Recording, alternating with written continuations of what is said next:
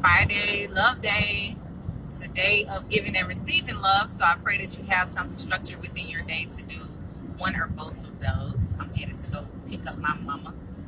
Hang out with her for a little while. I'm excited. So yeah. The topic of this chat, little talk, is less attachments, more connections. Less attachments, more connections.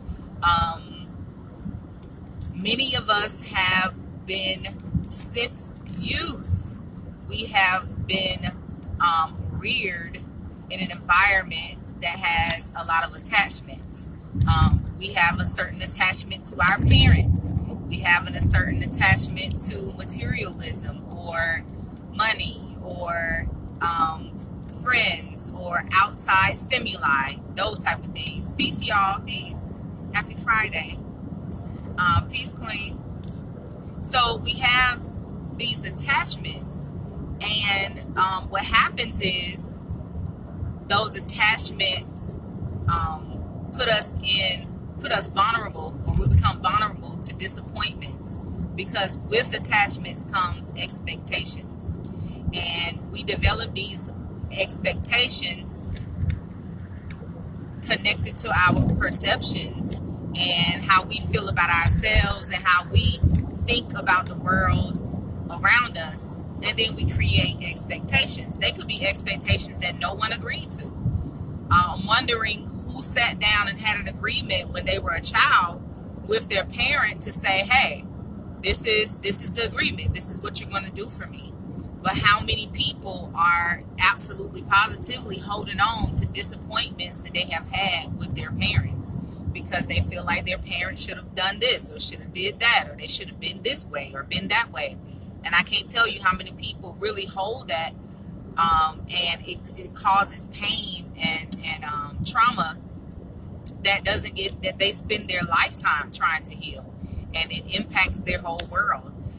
Expectations with our friends, do we sit down and come up with agreements with our friends in our lives, or do we come up with our expectations in accordance to our perceptions, and then we project those expectations on our friends? This all happens because we develop these levels of attachment to people and things, right? But when you strive for connection,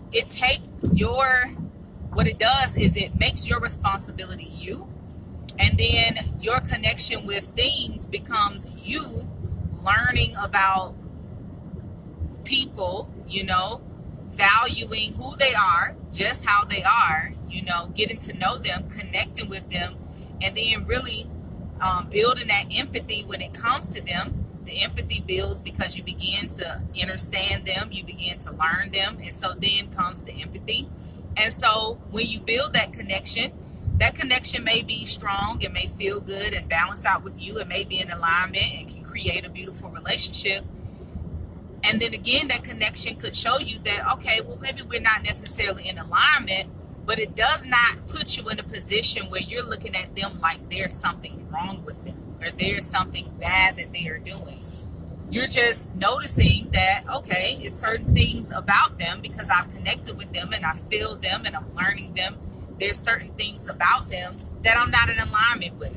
And then it becomes your choice on whether you stay, build a relationship, stay in a relationship, or how you approach the relationship. If there's love there, then you usually approach the relationship with, if there's something that is not in alignment, you approach it with communication, and, you do what you can in accordance to your capacity in order to, be there as much as you can. Now, I brought this up because Mother's Day is upon us, right? We have this day where we appreciate love our mother. And I'm not one of those ones that be like, I don't celebrate Mother's Day. You're supposed to celebrate your mama every day, because I do. And I know my mama loved Mother's Day, and so I'm going to celebrate her on Mother's Day, But I brought that up because how many people have trauma with their mama? How many people have trauma with their mama? So many people. I really could not number how many clients I have had over the years, how many friends I've had over the years, family members, people I know, people who I know of, who have issues with their mother. And much of the issues come because there are these expectations that have been built in one way or the other of how mothers should be. Now, I am not one to say, I know I've been in the school system, I've worked in nonprofit organizations, so I am very, very extremely clear that some children grow up in families where mothers are really, really struggling. They're not doing their best, they're not even doing close. Or maybe they're doing their best, but it's not beneficial for the child. So by no means am I saying that's okay. But what I'm saying is I would love for us to look at our parents as, number one, humans, spiritual beings just like us, having a human experience. All right. And so with that journey on this human experience, they have their personality, they have their own charts, how they are, their whole lineup, their whole thing going on with them. They have their history, they have their own traumas, they have their own hangups. And especially, our parents who were from a generation where it was a lot of fear, it was a lot of secret holding, it was a lot of not being able to express themselves, not being able, like, counseling was taboo. People who haven't heard about chakras, even thought about chakras, or confined to dogmatic religion, they really have a lot going on with them. And so there are certain things you just can't expect, and so a lot of things, and I know hurt may have happened, but a lot of things you have to just kind of reconcile within yourself and say, listen, I have to detach from them and remove this idea of they own me or I own them, or they have this great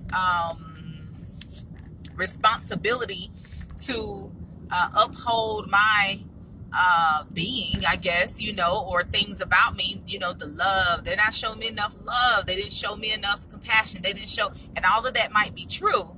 However, once you get to a point where you understand, oh, okay, that what happened to me, no matter who it came from, mama, daddy, sister, cousin, that happened to me, is the reason why my heart chakra may be off. It's the reason why my root chakra may be off. And then do the work to balance it out. And release the resentment, release the attachment, release the expectations, release all of that. And then you can begin your healing journey. Then you can begin to see them as them. And then get this. Then you can begin to be the catalyst for healing for them. Because you have made a connection, you now can be able to vibe with them, and they can begin to see their own trauma and heal their own trauma. Not see their own wrongness, not see their own bad and their own, you was a horrible, no, like, come on.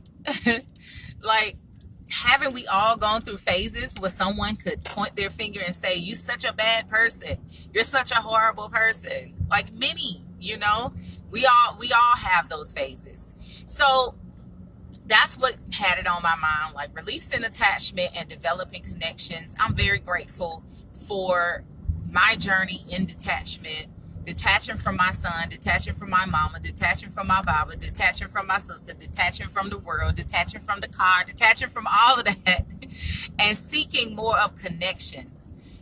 Seeking to connect with people's energy, seeking to connect with the vibration of being able to have the things that I want and desire, the vibration of wealth and prosperity and opulence. I seek that connection, because what happens is when you have that connection, it does not matter how, what they do, or if I have this car and I feel great about having this car, if I lose this car, I have connected with the vibration of the gratitude of having a reliable vehicle, a vehicle that gets me everywhere I go in comfort.